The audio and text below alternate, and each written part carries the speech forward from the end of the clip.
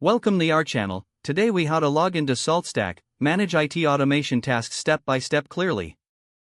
Open your preferred web browser. In the address bar, type in the URL for SaltStack's login page. Press the Enter key on your keyboard. Once the page loads, locate the login section. Enter your username in the designated field. Next, type your password in the password field. Double-check both entries to ensure there are no typos.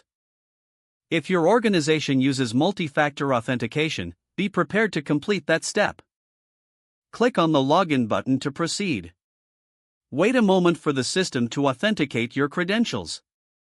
If your login is successful, you will be directed to the SaltStack dashboard.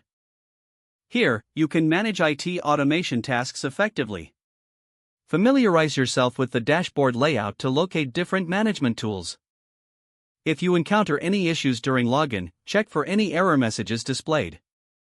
Make sure your internet connection is stable. If you forget your password, use the Forgot Password link to reset it. Follow the prompts sent to your registered email for password recovery. Once you are logged in, explore the various features available for automation management. Take note of any important settings to customize your user experience. Now you're ready to start managing your IT automation tasks with SaltStack.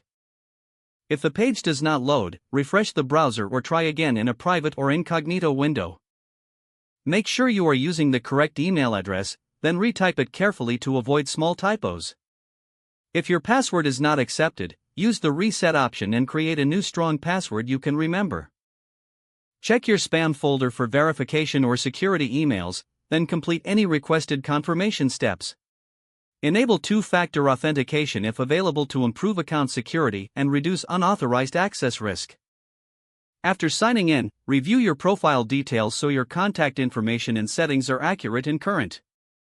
If you see an error message, note it down and try again after restarting your device and internet connection. Log out when you finish, especially on shared devices, to keep your account and payment information secure.